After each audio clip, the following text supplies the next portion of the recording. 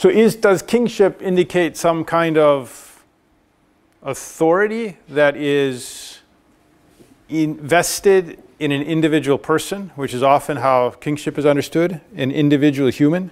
Does this mean going back to some kind of authoritarianism? This, by the way, is the papal tiara, which includes some very interesting things because the three levels can be interpreted in different ways. One of them, it has to do with the Pope having secular authority over the world and him having authority over the church in this world and having authority in heaven, like having the keys to heaven. That's one way of interpreting it. And so one way of understanding kingship should be that we would think that the Pope or the bishop should be in charge of everything. It should be in charge of worldly affairs too. Another way of understanding it, which is more in line with Vatican II, is with respect to the tria munera, the triple gift, office, function of being priest, prophet, and king, which we all receive through baptism.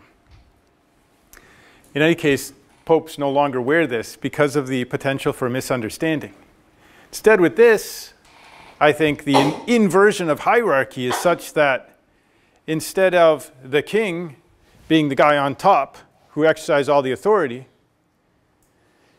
on account of the theology of Vatican II, and this isn't entirely new, it's always been there, each of us baptized, so laity too, everyone, is king in Christ. And that's why the pyramid is turned upside down, because now everyone is on top, because everyone is king, because everyone is called to tell the story of Jesus Christ. And this entails that, this may be the best expression of it, this entails that the hierarchy in the church is called to serve the laity.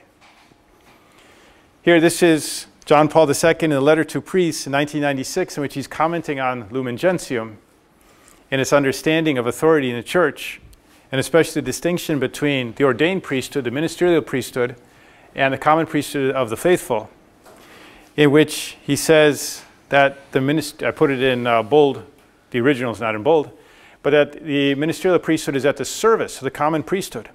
And he especially emphasizes the Holy Eucharist, that it's by celebrating the Eucharist that the priest is serving the laity so that they might make holy all things in the world. So that the ministerial priesthood is at the service of the laity. It's that exact opposite of thinking that the laity are serving the hierarchy. From this theology of John Paul II, of Vatican II, it's his interpretation of Vatican II, it's a hierarchy that is service of the laity.